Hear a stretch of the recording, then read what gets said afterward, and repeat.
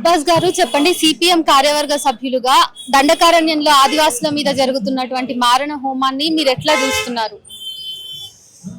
Operation Kagar పేరుతోటి కేంద్ర ప్రభుత్వము ముఖ్యంగా ఆదివాసీ ప్రజలని అత్యంత దుర్మార్గంగా కాల్చివేయడం అనేది అతి హేయమైనటువంటిది. అది రాజ్యాంగబద్ధంగా చూసినప్పటికీ కూడా అది సరైనటువంటి చర్య కాదు. వెంటనే ఆదివాసీలపై దాడులను నిలిపివేయాలని చెప్పి సిపిఎం పార్టీ కోరుతా ఉంది. అలాగే పార్టీగా మేము లెటర్ కూడా రాశాము, ప్రభుత్వానికి చెప్పాము, మొత్తం ఎంపీలందరూ కలిసి వెంటనే మీరు ఆపండి, దీన్ని ఆపి వాళ్ళతో చర్చలు జరపండి అని చెప్పి కూడా మేము ప్రభుత్వాన్ని డిమాండ్ చేస్తా ఉన్నాం. ఇది దుర్మార్గ చర్యగా దీన్ని ఖండిస్తున్నాం. ప్రభుత్వం మీ వైపు నుంచి వెళ్తున్నటువంటి ఉత్తరాలకి కానీ ఎట్లా రెస్పాండ్ అవుతుంది? ప్రత్యుత్తరాలు ఏమైనా వస్తున్నాయా? అంటే మోడీ ప్రభుత్వం ముఖ్యంగా చాలా ప్రజాస్వామిక హక్కులని అణచివేయాలనేటువంటి ధోరణితోటే ఉంది. ప్రజల యొక్క వాయిస్, ఎవరైనా ప్రజలు మాట్లాడినటువంటిది కానీ, అసంతృప్తి చెప్పినా కానీ, లేదా వాళ్ళ ఇబ్బందులు చెప్పినా కానీ వాటిని పట్టించుకుందామనేటువంటి ధోరణితో బీజేపీ ప్రభుత్వము లేదు. ముఖ్యంగా ఛత్తీస్గఢ్ కానీ, లేదంటే ఒరిస్సాలో కానీ, లేదంటే మనం చూస్తున్నటువంటి మధ్యప్రదేశ్ కానీ, ఈ ప్రాంతాలన్నింటిలో కూడా ఇప్పుడు ఆదివాసీలలో రెండు రకాలైనటువంటి పద్ధతులు. ఒకటి, ఇప్పుడు అక్కడ ఉన్నటువంటి ఖనిజ వనరులు ఏవైతున్నాయో ఆ వనరులు, ఇప్పుడు మాంగనీస్ కానీ, బాక్సైట్ కానీ పెద్ద ఎత్తున నిల్వలు ఉన్నాయి ఇప్పుడు గోదావరి లోయ ఈ ప్రాంతంలో. వీటన్నిటిని ఇప్పుడు తవ్వుకోవాలంటే అక్కడ ఉన్నటువంటి ఆదివాసీలు ఆటంకంగా ఉన్నారు. అలాగే ఆదివాసీ చట్టాలు, అటవీ చట్టాలు అక్కడ ఆటంకంగా ఉన్నాయి. మొన్ననే పోయిన పార్లమెంట్ సమావేశాల్లో అటవీ హక్కుల చట్టాన్ని మార్చేశారు. దాన్ని ఫారెస్ట్ రిజర్వ్ దీనికి సంబంధించినటువంటి దాన్ని ప్రైవేట్ వ్యక్తులకు ఇవ్వడానికి కూడా వాళ్ళు ఆ రకమైనటువంటి నిర్ణయాలు చేశారు. మనం చూసాము, అదాని అంబానీకి సంబంధించినటువంటి కొడుక్కి ఒక 3000 ఎకరాల అడవి భూమిని వాళ్ళకి ఇచ్చేశారు. అంటే ప్రైవేట్ సంస్థలకి, కార్పొరేట్ సంస్థలకి అటవీ భూములు ఏవైతున్నాయో వాటిని అప్పనంగా కట్టి పెట్టడానికి ప్రయత్నం చేస్తా ఉంది. దానికి ఈ అడవులలో ఉన్నటువంటి ఆదివాసీలు రక్షణగా ఉన్నారు, ఆ చట్టాలు రక్షణగా ఉంటా ఉన్నాయి. కాబట్టి ముందు అక్కడ జనాలను లేకుండా చేస్తే ఆ తర్వాత చట్టాలను ఉల్లంఘించినా అడిగేటువంటి వాళ్ళు ఎవరు ఉండరు. కాబట్టి మావోయిస్టుల పేరుతోటి, మావోయిస్టులు అక్కడ ఉన్నారు అనేటువంటి పేరుతోటి ఆదివాసీలను లక్ష్యంగా చేసుకొని అడవుల నుండి ఆదివాసీలను ఎల్లగొట్టడం కోసం ప్రయత్నం చేస్తా ఉన్నారు. మొన్న మనం చూసాము, కర్రెగుట్ట ఆపరేషన్ పేరుతో దాదాపు కర్రెగుట్ట చుట్టూ ఉన్నటువంటి 30 గ్రామాలని అక్కడి నుంచి ఖాళీ చేయించినటువంటి పరిస్థితి ఉంది. అంటే ఆపరేషన్ కగార్ అనేది ఆదివాసీలను అడవుల నుండి ఎల్లగొట్టేటువంటి కుట్ర తప్ప వేరే ఏమీ కాదు. అది కార్పొరేట్ సంస్థలకి ఖనిజాలను అప్పగించేటువంటి దాంట్లో భాగంగా ఇది జరుగుతా ఉంది అని చెప్పి సిపిఎం గా మేము భావిస్తా ఉన్నాం. సార్, ఈ రోజు కగార్ ను వెంటనే ఆపేయాలని మీరు మహాధర్నా చేస్తున్నారు కదా, ఇది ప్రభుత్వానికి కనీసం చీమగుట్టినట్టుగానన్నా ఉంటుందని మీరు అనుకుంటున్నారా? అంటే ప్రభుత్వము, ఇప్పుడు ఇది మోడీ ప్రభుత్వం అనేది ఒక దున్నపోతు మీద వర్షం పడ్డట్టుగా ఉంటది సహజంగా. కాకుండా అది ఒకేసారి మార్పు వస్తుందా అంటే, ప్రజలు మామూలుగా సిపిఎం పార్టీకి కానీ మేము భావించేది అంటే, ప్రజలకి వాళ్ళకి చెప్పుకునేటువంటి హక్కు ఉంది. మేము చెప్తా ఉన్నాము, ప్రజలందరూ గమనిస్తా ఉన్నారు.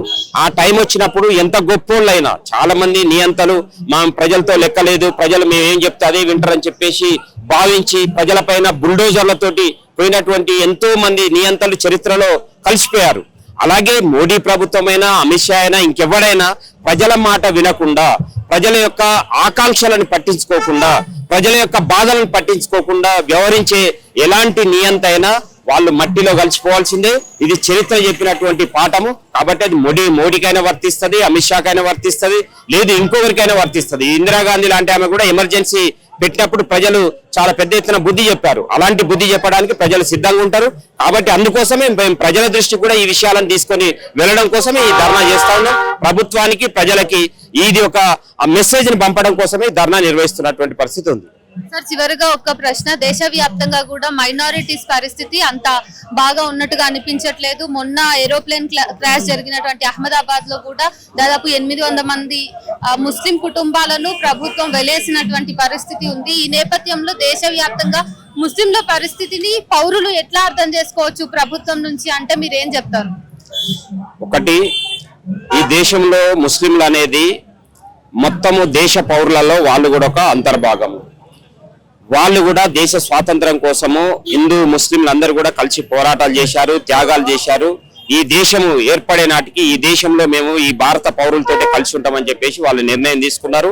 ఈ దేశ పౌరులుగా వాళ్లకు అన్ని రకాలైనటువంటి హక్కు ఉంది. అయితే దీన్ని బీజేపీ, ఆర్ఎస్ఎస్, మతోన్మాద సంస్థలు కొంత డైవర్ట్ చేసేసి ప్రజల మధ్య ఒక మత రాజకీయాలను తీసుకొచ్చేసి విద్వేషాలు రెచ్చగొట్టి ప్రజలను విభజించి పాలించాలనేటువంటి ఒక విధానాన్ని తీసుకొస్తా ఉన్నారు. దానికి వల్లనే ఈ రోజు దేశంలో కొంత అసంతృప్తి, అశాంతి అనేటువంటిది పెరుగుతా ఉంది. అయితే భారత ప్రజలు లౌకికవాదులు మొదటి నుండి కూడా ఈ దేశంలో ఇక్కడే బౌద్ధం పుట్టింది, ఇక్కడే జైన మతం పుట్టింది, ఇక్కడే సిక్కు మతం పుట్టింది, ఇక్కడ అనేక రకాలైనటువంటి మతాలు ఈ గడ్డ మీదనే పుట్టినాయి. అది కొన్ని వేల సంవత్సరాలుగా ఇక్కడ ప్రజలు అనేక మతాలకు సంబంధించినటువంటి ప్రజలు, అనేక కులాలకు సంబంధించినటువంటి ప్రజలు, అనేక జాతులకు, అనేక భాషలకు సంబంధించినటువంటి ప్రజలు కలిసిమెలిసి జీవిస్తున్నటువంటి ఒక బహుళ సంస్కృతుల దేశం ఇది. సాంస్కృతిక వైవిధ్యం ఉన్నటువంటి దేశము. అందుకనే దీన్ని భారత ఉపఖండం అని చెప్పేసి మనం అంటా ఉన్నాము. కాబట్టి ఈ ప్రజలు కలిసే ఉంటారు. బీజేపీ ఎన్ని కుట్రలు చేసినా కంపల్సరీ తిప్పి కొడతారు. ఆ రకంగా అందరూ కలిసిమెలిసి జీవించేటువంటి వాతావరణం ఉంటది. అది రాజ్యాంగం కూడా ఆ రకమైనటువంటి ప్రాతిపాదికకు వీలు కల్పిస్తా ఉంది. కాబట్టి బీజేపీ కుట్రలు ఎంతో కాలం సాగుతాయని చెప్పేసి మేము అనుకోవట్లేదు. అయితే ఇప్పుడు బుల్డోజర్ పేరుతోటి బుల్డోజర్లో చాలా పెద్ద ఎత్తున ఎవరు నేరం చేసినా ఒకే రకం ఉండాలి. కానీ ఇప్పుడు ముస్లింలు ఎవరైనా నేరం చేస్తే వాళ్ళ ఇంటి మీదకి బుల్డోజర్ వెళ్తా ఉంది. మొన్ననే చూసాము మన సిద్దిపేటలో ఒక ముస్లిం ఇంట్లో 4 పశువులు ఉన్నాయని, అది ఎద్దులు కావచ్చు, బర్రెలు కావచ్చు, ఆవులు కావచ్చు ఉన్నాయని చెప్పేసి వాళ్ళ ఇంటి మీద దాడి చేశారు విశ్వ హిందూ పరిషత్ వాళ్ళు. అంటే హిందువుల ఇంట్లోనేమో ఉంటే ఏం లేదు, ముస్లింల ఇంట్లో పశువులే ఉండకూడదు అనేటువంటి పద్ధతులలో దాడులు జరుగుతా ఉన్నాయి. అంటే ఇలాంటివన్నీ కూడా విద్వేషాలను సృష్టించడం కోసం జరుగుతున్నటువంటి కుట్రలు తప్ప వేరే ఏం కాదు. ఈ దేశంలో ఇప్పుడు బీచ్ ఎక్స్పోర్ట్ లో దాదాపుగా మన దేశం ఇప్పుడు థర్డ్ ప్లేస్ లో ఉంది. ఇప్పుడు అంటే ఇక్కడ గోరక్షణ పేరుతోటి విశ్వ హిందూ పరిషత్ గాని, గోరక్షణ దళాలు గాని, ఆర్ఎస్ఎస్ వాళ్ళు గాని దాడులు చేస్తా ఉన్నారు. రెండో వైపు ఈ దేశం నుండి పెద్ద ఎత్తున బీఫ్ ఎక్స్పోర్ట్ జరుగుతా ఉంది.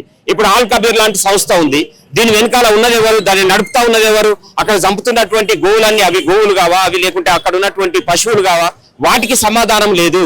మొత్తం మీద 7 అతిపెద్ద కంపెనీలు బీజేపీకి సపోర్ట్ గా ఉండేటువంటి వ్యక్తుల యొక్క వాళ్ళతోటే ఈ బీఫ్ ఎక్స్పోర్ట్ జరుగుతున్నటువంటి పరిస్థితి ఉంది. కాబట్టి ఇది ఒక ద్వంద్వ నీతి, అంటే రాజకీయ ప్రయోజనాల కోసం బీజేపీ ఆడుతున్నటువంటి నాటకము. దీన్ని ప్రజలు అందరూ అర్థం చేసుకుంటారు. త్వరలో ఇలాంటి విధానాలు కూడా తిప్పికొడతారని చెప్పేసి మేము భావిస్తాము. Thank you sir.